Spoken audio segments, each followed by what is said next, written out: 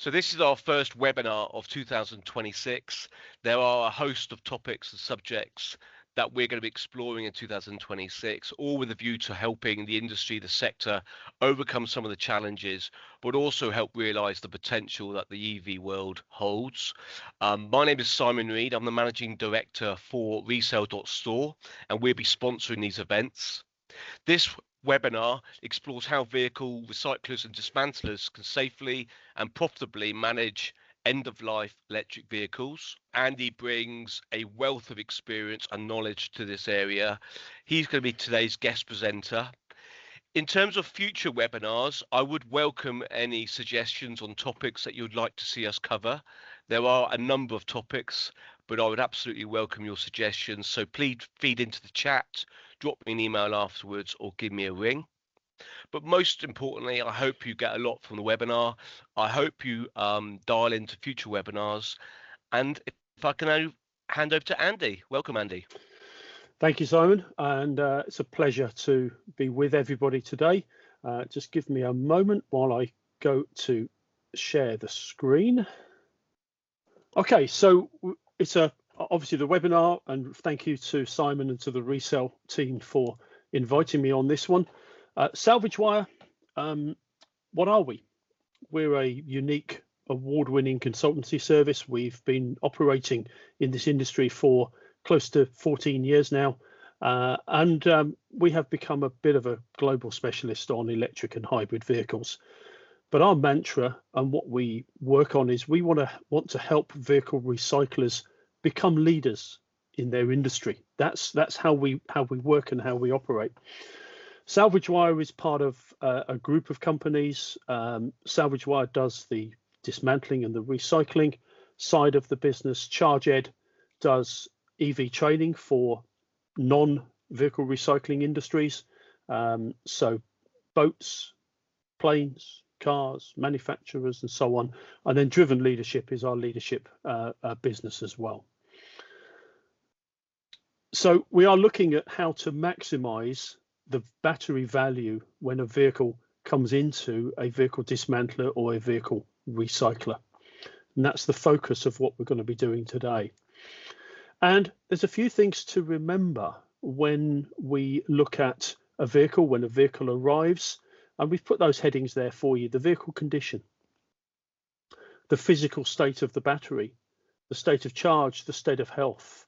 And obviously what we're trying to push there is, a live scan, and then obviously sales channels. And we'll go through all of those over the next few slides, and all of those individual parts within that.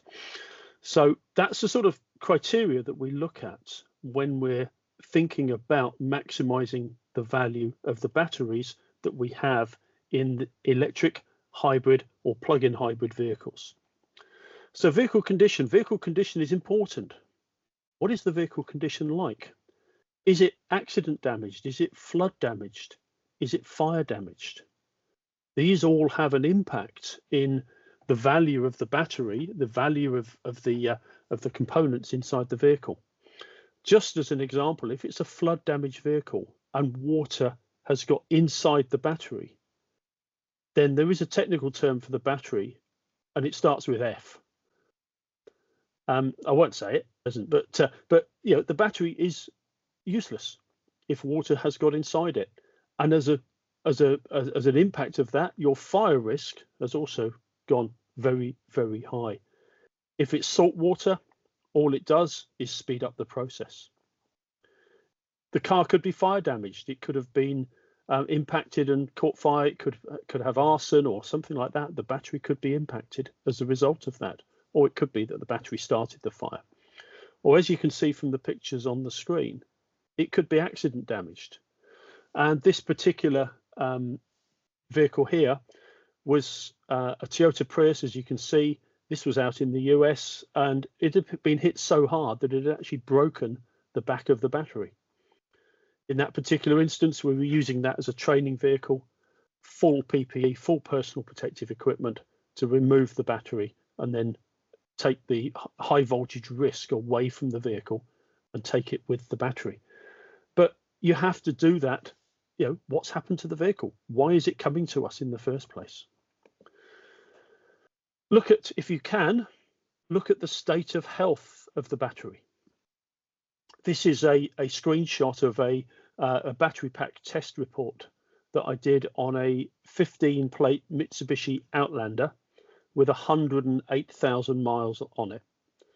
And at the bottom, halfway down the page, you can see the big green line going across battery pack info, and it says 78% state of health underneath that.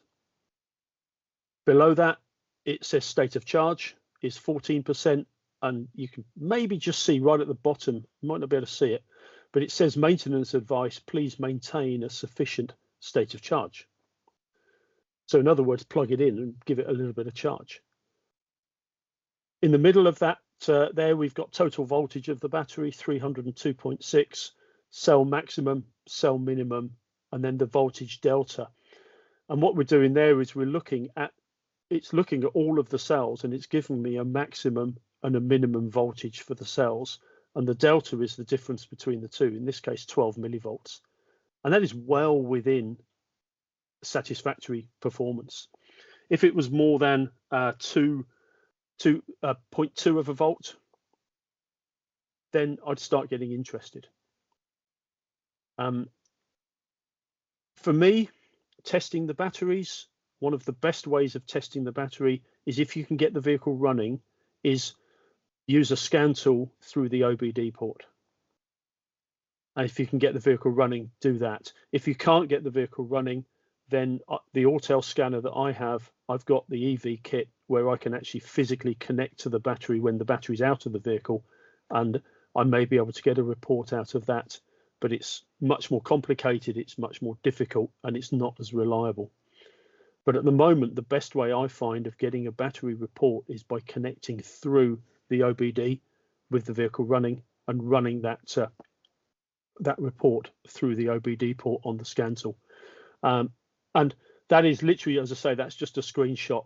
A battery report could be a 3 or 4 page report detailing much more information and much more detail. But if you've got that, if you've got that battery and you've got that report, and you've got a customer coming to look to buy that battery off you, and you can give them that report and you can say, here's the state of charge, here's the state of health, here's the voltages in the battery, then you've got a really good report on the condition of the battery. It works. Obviously, some batteries, and I've got some other reports, not here, but they show 50-60% state of health. They're not suitable for reuse in a car. Others have got, and I've done one on my own car. I've got a Ionic plug-in hybrid that's got 132,000 miles on it, and I did a full report on that at 124,000 miles, and it was 92% state of health after 124,000 miles. It's brilliant, perfect. So a report on the state of health of the battery is very, very important. Here's a screenshot again of another one. This is off a Prius, and you can see the voltages down the middle there: 16.4, 16.37, 16.42, and so on. And we've highlighted one in the middle there, 15.26. That is definitely showing that we have a faulty module within that battery pack. So that would fail a state of health report if that was the case.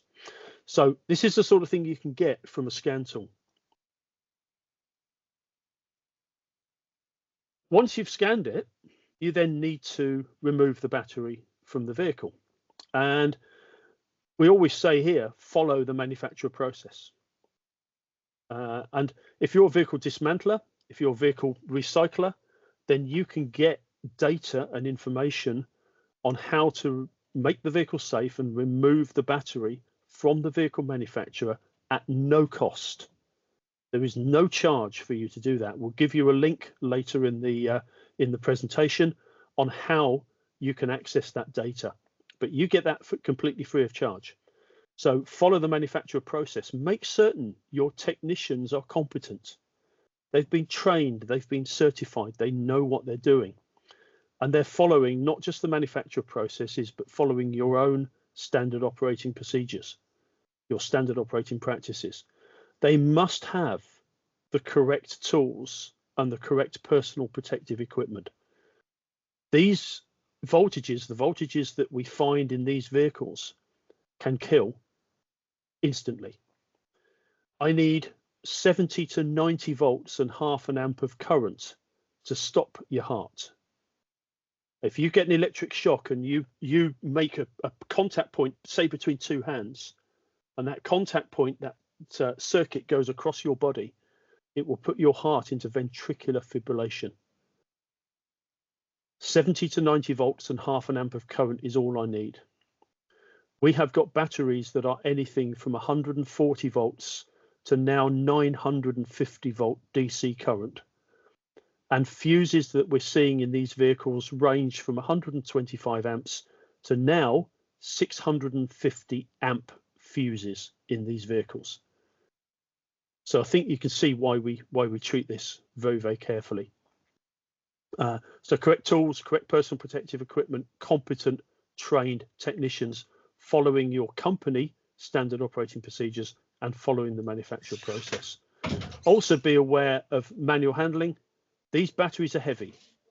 These batteries can range anything from 50 to 600, 700 kilos in weight. So manual handling is also a very critical part of removing a battery. And you can see on the slide there, you can see an engine crane being used to lift the battery out of the vehicle.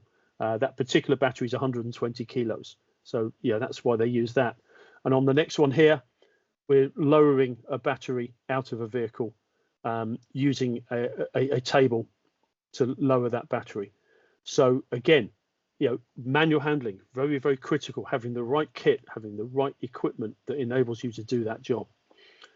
And here's a battery that we've taken out. That's a Nissan Leaf battery, and that's a battery we've taken out. It's on the table, it's on a pallet. We can now strap that battery to the pallet and then use a forklift to move that battery to our storage area. So that's the sort of things that we've got to think about when we're maximizing the value. All right, and we'll just go back over that. The vehicle condition. What condition is the vehicle in? Accident, flood, fire. What's the physical condition of the battery? Is it physically damaged?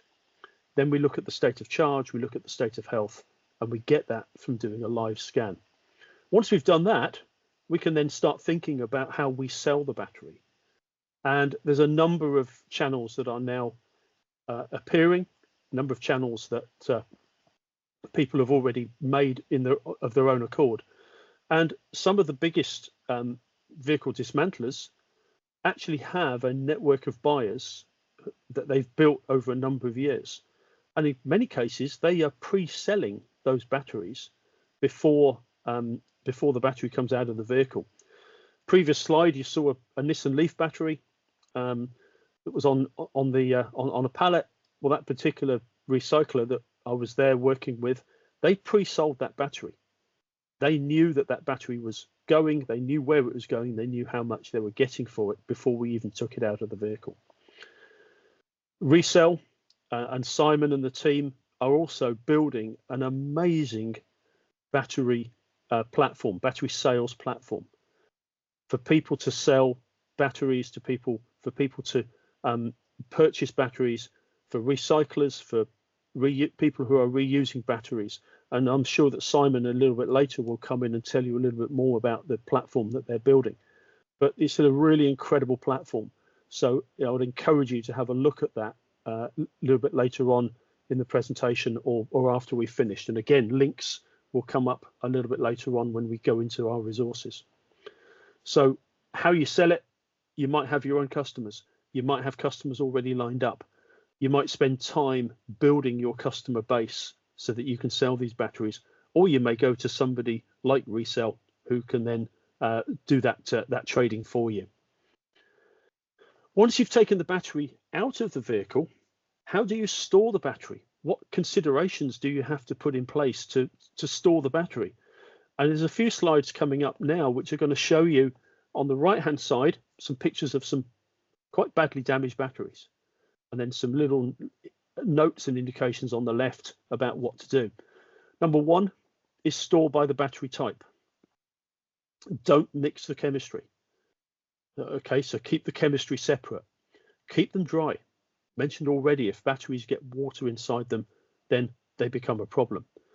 Restrict the access to your battery storage. Don't let everybody into that battery storage. Restrict access to those people that are trained and qualified.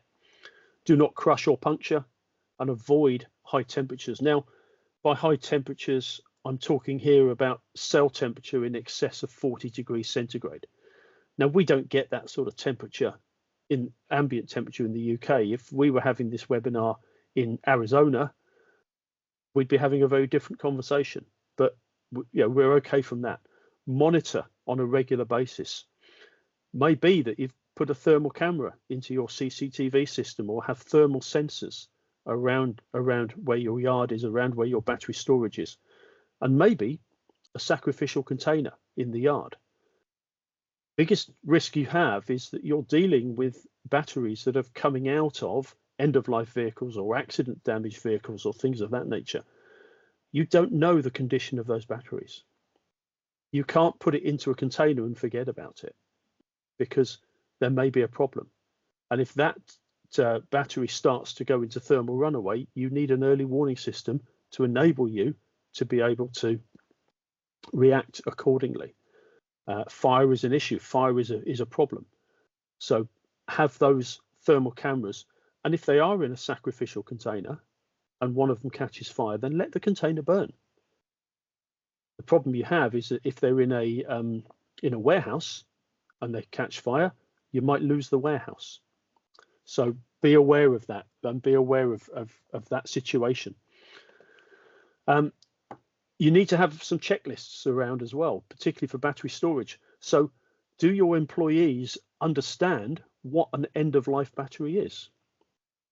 They need to know that, and they need to understand that. Do your employees need to understand what a damaged, defective battery is? Again, they need to know and understand so that they can identify what is end of life, what is damaged, defective, or what is reusable. And obviously thermal runaway characteristics, they need to know about that as well.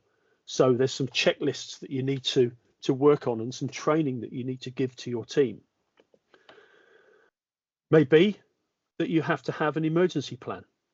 Put an emergency plan together. What happens if something catches fire? What do you do? How do you react? It might be you need to go and talk with your local authority, or go and talk with the local fire service and say, hey guys, I'm storing lithium batteries here. What do I need to do? Your insurance company might have some words to say on that one as well. But we said at the top of that, emergency prepared plan. But have your employees received training? Practice. Know what to do in the event of something happening. When was the last time you had a fire drill? When was the last time you had a fire drill in your business? Do they know what to do in the event of a fire, in the event of an alarm going off? And obviously, if we're dealing with damaged, defective batteries, then somebody within your team may need to be trained in shipping hazardous materials, hazmat training. And they may need to have that training and that qualification or certification. Obviously, you need to procure personal protective equipment, high voltage tools, and everything so that your team can remove these batteries safely. You may need to procure thermal runaway response systems, thermal imaging cameras, gas meters, and so on into your alarm systems. So that might be something that you need to look at for the future, particularly for the safety of you, your team, and also to protect your business.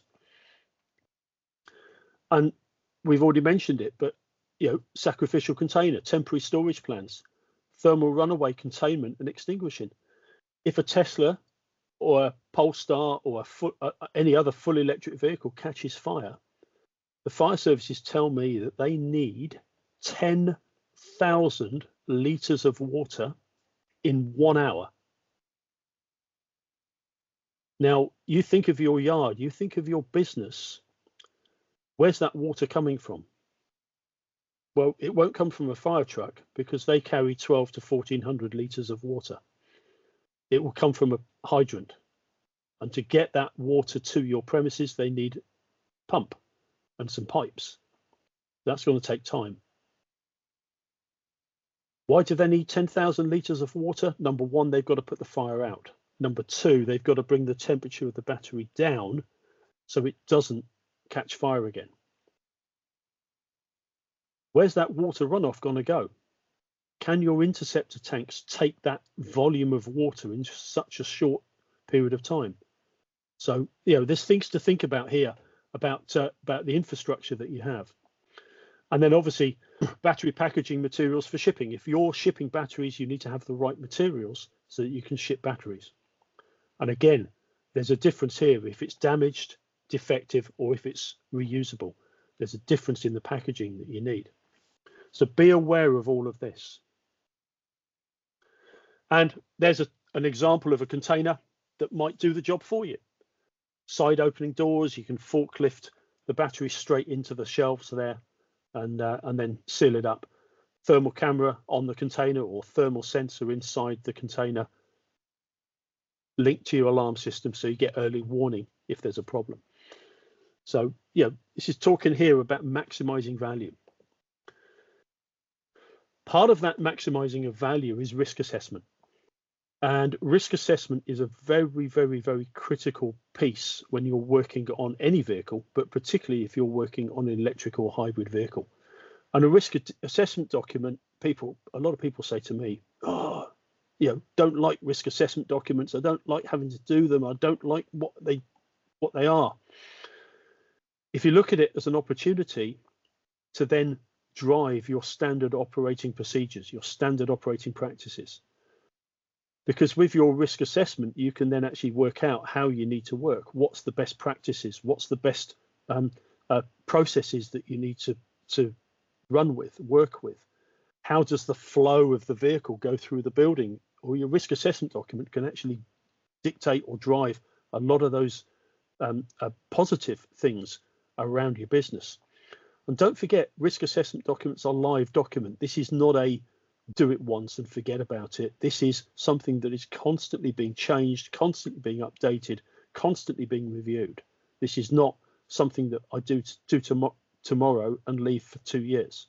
I might do it tomorrow and revise it next month. I might revise it in April and then come back to it 2 months later and so on. It's constantly. And there are two types of risk assessment. There's static and dynamic. Static is when I stand there or I sit there at my desk and I say, right, I'm going to take the battery out. Where are the risks? And you write it all down. A dynamic risk assessment is when the vehicle arrives on site and you're doing a walk around and you're looking at the condition of the vehicle, the damage to the vehicle, and you're looking at it going, yeah, that's a good end of life vehicle, no major risks. Or that's a vehicle that's been in floodwater, or that's a vehicle that's been damaged in such a way that the battery has been damaged. What extra risks have I got? What extra precautions do I need to take? So that's the difference between a static and a dynamic risk assessment.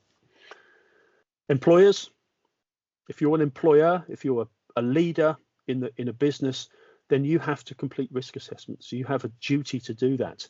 You have a duty to give your staff the training and the tools and the personal protective equipment that they need to do the job. You have a duty to write the processes as well. That's your duty under health and safety legislation. All of that is great, fantastic, but it's completely worthless if you don't then monitor to make certain that all of the procedures, all of the controls are being followed. If you provide them with the tools and the PPE, but they don't use it, that's your problem. You've got to monitor that to make certain that they're being followed. So, again, part of risk assessment, employees have a duty to follow the training. They have a duty to follow the processes and use the tools and use the personal protective equipment fully and correctly. They also have a duty to report accidents and incidents or near misses.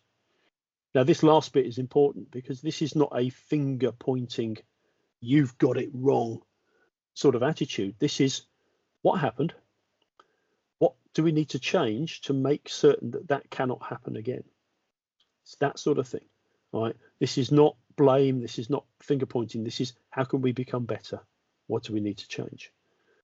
And if you're an employer, you're a leader, and you are constantly looking at that, you're constantly updating your risk assessment profiles, everything that you need to do. If something does go wrong and the health and safety executive come in, if there is a fire, if there is an injury, and the health and safety executive come in, and you can show them that you've done risk assessments and you've constantly monitored, you've updated, you've changed, whatever, you've done everything that you can. But if you did a risk assessment 2 years ago and it hasn't changed since, and now something's gone wrong, then you've got a problem, and the health and safety executive will start working on that. And as I said earlier, these batteries, they can kill you. These batteries are heavy. These batteries can catch fire, particularly damaged or defective ones. So risk assessment is a very, very, very critical part of what you do around keeping your team safe, but also maximizing the value of the batteries that you have. So just to summarize that from a risk assessment, what are the hazards? Electric shock, fire, manual handling. Who might be harmed and how? Your team, customers. They could be electrocuted. They could have musculoskeletal damage or whatever. What are you doing at the moment? Where is your risk assessment? Where are your practices right now? Where is your current level of risk? And what do you need to do to change that level of risk, to control it, to bring it down? Who's going to do that change? And by when is it going to happen? If you don't put a name against that, if you don't put when that is going to happen, nothing will happen. Somebody's got to take responsibility and they've got to have a deadline. And once it's done, what's now your revised level of risk? So if your current level of risk is up high, you make the changes, your revised level of risk is now much, much lower. That's a risk assessment. And if anybody wants help with that, then talk to me afterwards, talk to me offline, and we will help you with all of that. So just to finish off a little bit, resources. There's a lot of resources out there for you through ourselves, through our own companies. We have got best management practice guidelines. We have got risk assessments. We've got all sorts of things that we can help you with on this, on how to run your business, how to keep people safe. We do training. We do accredited training for a number of accredited organizations. Everything, some of it's online, because we can do some of it online, but the majority is face to face. And we do everything from basic awareness right through to senior. So for example, we do level 1 on electric vehicle dismantling. That's just basic awareness. Level 2, level 3 is technician training on how to assess the vehicle, make the vehicle safe, remove the battery correctly. And then level 4 is actually if you want to take the battery apart. If you want to strip the battery out and take the battery apart, then we do that as well. We've got training from City and Guilds. We've got training from TÜV Rheinland as well. So it's a variety of different training that is available for you. Just look at our websites and you can find out more details about all of that. And we bring the training to you. So you don't have to send your people somewhere. We don't have to send your people all over the country. We bring the training to you. We also do resources, tools, fire blankets, PPE, and everything else is all available for you. So, if you want a fire blanket on your vehicle, if you want a fire blanket so that if the vehicle does catch fire, you can put that blanket over it, stop that fire spreading, we can do that. Tools and PPE, high voltage tools, personal protective equipment, everything that you need to keep your people safe is all available through us. And we will happily work out what your requirements and give you discounted prices for what you need for that. We also do technician training, dismantling as well. So as an aside, there is a dismantling training program available for you as well. So if anybody is a dismantler and wants level 3 dismantling, then we can do that. Here's the resources that I mentioned to you earlier. IDIS, the International Dismantling Information System, idis2.com.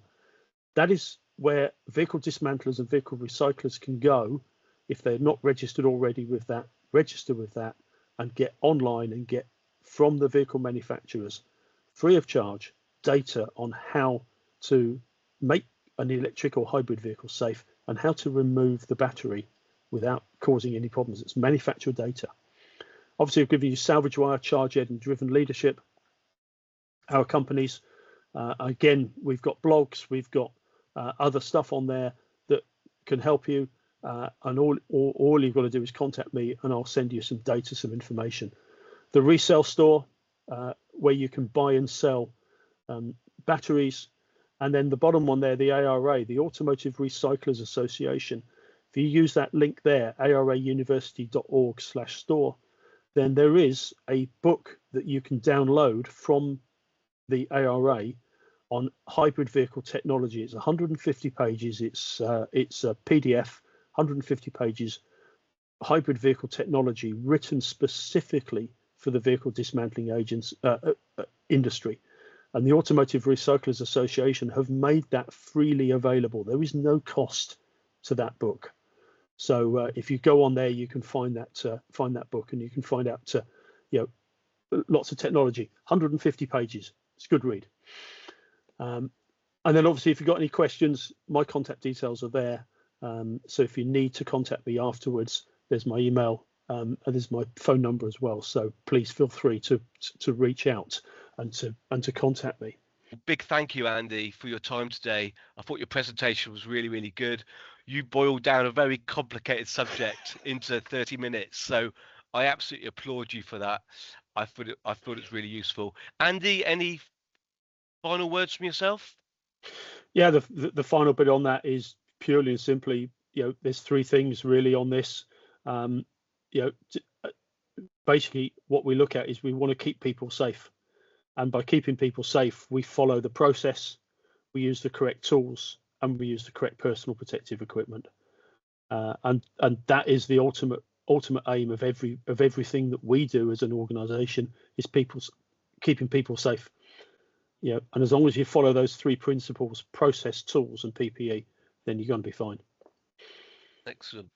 Well, thank you very much. Thank you for everyone who's found the time to attend today. You have a great afternoon, and hopefully we'll speak to you very soon.